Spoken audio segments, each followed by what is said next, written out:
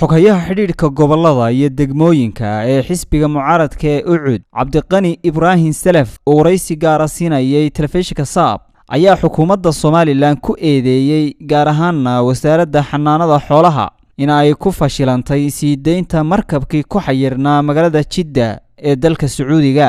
waxaanu xogayuhu sheegay in sii deynta markabkan ay ka shaqeeyeen ganacsatadii u rarnaa isla markaana aanay xukuumadda Soomaaliland wax door ah ku lahayn sii deynta markabkani. Soomaaliland waxaan halkan uga mahadnaqayaa shakhsiyaad ganacsataa u badan oo siyaasiyiin leh ayaa ka howlgalay Sacuudiga jooga ayaa ka howlgalay markabkan in la sii daayo. waxaan leeyahay wasaaradda xanaanada xooluhu way ku fashilantay arrinta aad bay ugu fashilantay. mana rajeynayo mar dambe in arrintaas oo kale ay dhacdo way qarankeena sumcad darro ku tahay. markabka xoolaha inaga qaada dekedeena ka qaada dekedaha dalkeena ka qaada wasaaradda xoolaha xanaanada xoolaha ayaa qaranka uga mas'uula halkan markuu ka baxayo iyo halku ku socdo inay hawshiisa u gogol xaadho oo wixii carqalad ka yimaadana iyadu jawaab toos ah iyo ma garanaysaa dawladnimo ka muujiso. laakiin arrintan imika waxa ay sheeganayaan waxba kama jiraan, waxa ayagu sii daayeen ma jirto. dad ganacsataa oo siyaasiyiin leh oo hadii badanka leeyahay ayaa arrinta ka howlgalay waan ugu mahadnaqayaa dadkooda iyo dalkooda ugu dadaaleen. qoladana waxaan leeyahay wasaaraddu arrinta way ku fashilantay falaad gilgilasheed kama goysee arrinta waa in aad iska dulqaataan ceebteeda.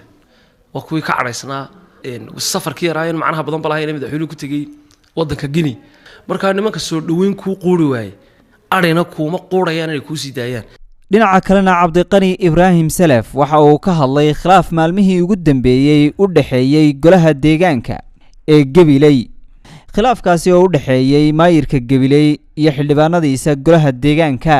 Cabdiqani Ibrahim Salaf waxaanu sidoo kale wax ka weydiinay wada hadallada ee xisbiyada ee arrimaha doorashooyinka iyo xagga ay ku dambeeyeen. iyadoo marka horeba golaha deegaanka Gabiley uu nala mid yahay golayaasha heer qaran ee wadanka oo dhan aan ku leeyahay sharci darro ku fadhiyaan, haddana iyadana waxa noqotay sharci darro si kale in barasaabku uu diiday inay isdoortaan golaha deegaanku. taasina waxa aan la kordhabay weeyadana waa sifo kale oo sharci darro ah oo ku soo dusha laga sii saaray weeyii arrimihii golaha deegaanka.